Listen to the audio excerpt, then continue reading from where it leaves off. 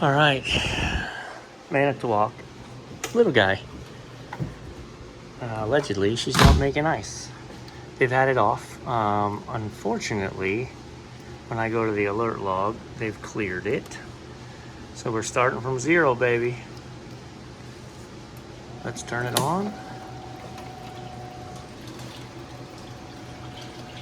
All right, order of operations. And if you don't know, it's here, right? Sequence of operations. So if you're unsure on how it works, man, can't get any better. She's gonna start up. She's gonna dump her water, right? So the water purge is on. Next step, pre-chill is gonna happen, which your liquidized solenoid's gonna open, your compressor's gonna come on, but it's not gonna be running water. Right, so let's see something. I don't like what I'm hearing already. So we have an empty water basin now. All right. We can go to service. Data, so it does real time, tell us what's going on. Okay, so now we're in a water purge. Actually, we should be out of a water purge. Now we are into, wait, look at all those probes are crapped. Okay, so Manitowoc's temperature probes, they're just for our benefit. They don't actually use these for anything. You can unhook every one of these. They can say open, it's still not gonna do any damage. But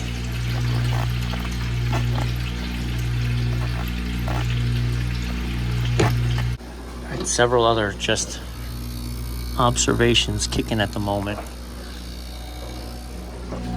Now I hear water, so that's good. It says the compressor's running, but to be honest, I need to put some gloves on. I'm gonna ditch the first batch of ice anyway.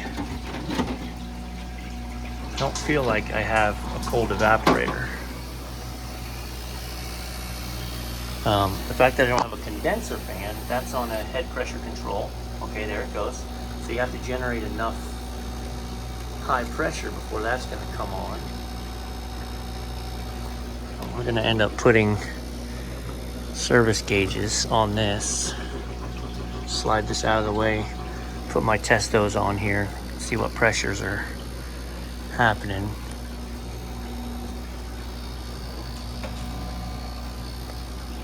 Just want to watch it for a little bit, see what she does. Okay, based on the fact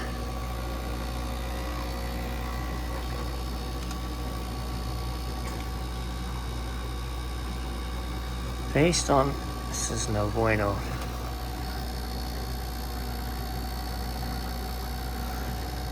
Based on the fact that the compressor is running, but I don't have enough pressure to kick on my fan.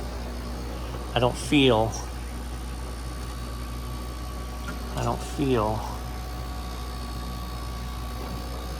any action from the discharge line. She may be low on gas. Time to probe up.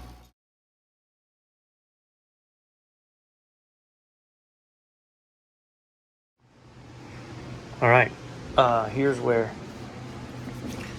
these Vito totes, you could never have enough of them. So this was just down there ready to go that I could throw in my scale, my blue, my sniffer, everything in the bag. Throw the bottle in the bag, carry it in with one hand. So now I actually have a chance when I go to leave here, carrying it all out, assuming I don't have to bring in the torches. Why would we be completely out of gas, man?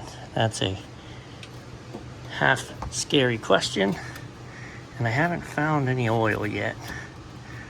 So listen, I'm just tapping a little bit of gas into this. I'm not even weighing it because I'm going to pull this out and I'm gonna run, I need to vacuum the system, but I wanna find the leak first. So I wanna get the unit operable, see what kind of pressures we can run. Get my sniffer out, find why we lost our complete charge, because the fact that this thing was, you know, in single digits of pressure,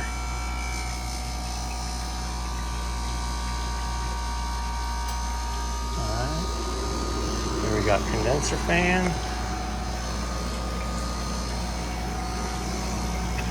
Let me pull up the service manual and it'll tell me what my target head pressure or my target suction pressure is. They're all a little different. Some of them operate at about, I don't know, so we're running on 410, so that's different. I'm used to the 404 units. I was gonna say, so on the 404 units, they run about 50 PSI near the end, which is 15 degrees. So 410, we're still at negative 20, so we're not even close.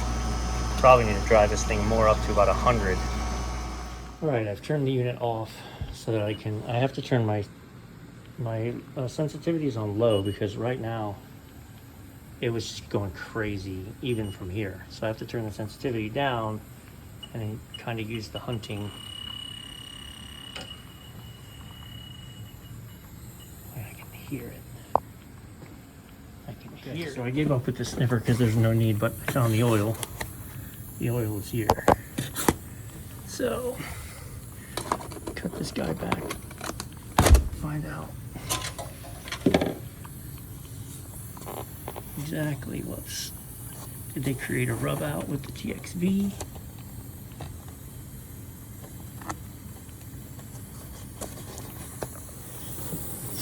Where's the flex tape, man? It's right there. And pressure's so strong it's blowing it off, but it's right there. At that factory weld.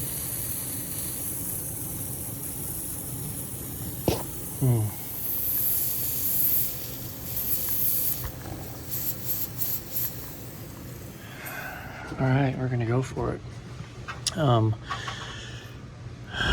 Right, it's just like so much stuff. We just keep bringing stuff up, but now we had to pull the charge out, and now I have the system open so I can torch. I thought about cutting this out and adding a new coupler. I'm not gonna. Just gonna.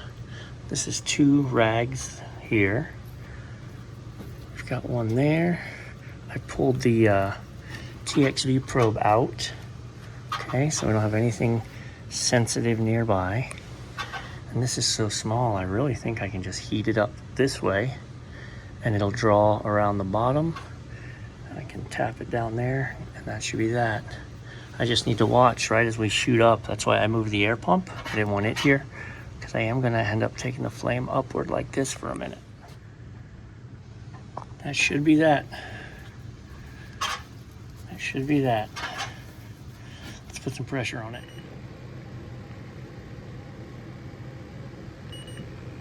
It's happy towns now. All right, love it, baby. Love it. All right, so we're hooked up. She pulled down real quick to this, and now she's gonna eat. So we're gonna let her eat. I'm gonna go ahead and clean up. Put all my stuff in the bag. I got nothing on the soap bubbles, nothing on the leak detector. It actually hiccuped like one little time over here. So I tested this real good and I soap bubbled everything. Because given that that was a factory leak, a factory weld that just let go, then, you know, there's no telling what else could be. 5 more minutes.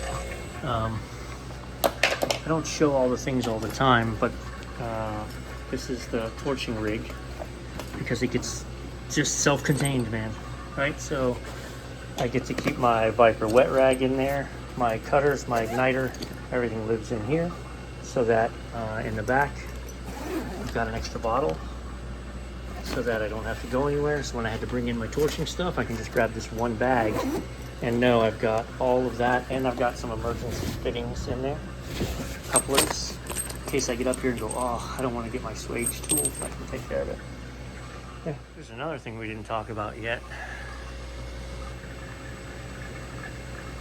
So I soaked the rag and I wrapped it around that sprinkler because, yep, I mean, I'm 4 feet away, but I promise you it only takes that distance could pop that thing.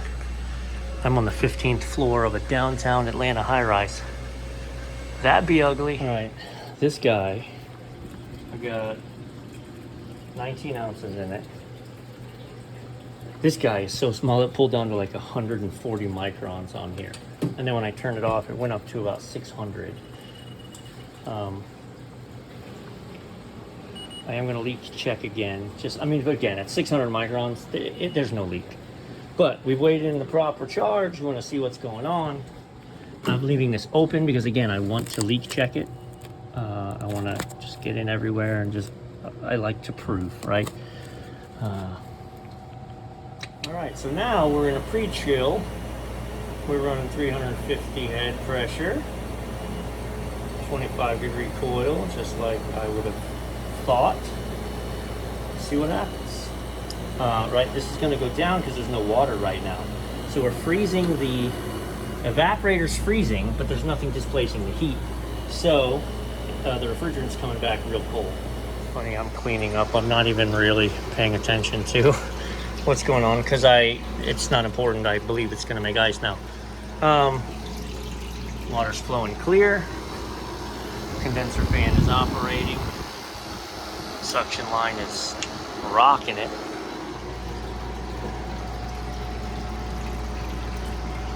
We're gonna have ice here shortly. So look what I'm telling you about the suction, right? So the suction was down to 50, which was 0 degrees. Now it's steadily climbing up. It's climbing up because the water running over that coil heats it up, which means higher pressures come back. Right, baby. She just started a harvest. So, wait for that beautiful moment. Which on this small sheet really shouldn't take very long. So the harvest is now inverting the pressures. It's putting hot gas into the plate. You hear that? That's an air pump, pumping a small layer of air in between the two. It's loose, and that's what, there you go. And money shot, baby.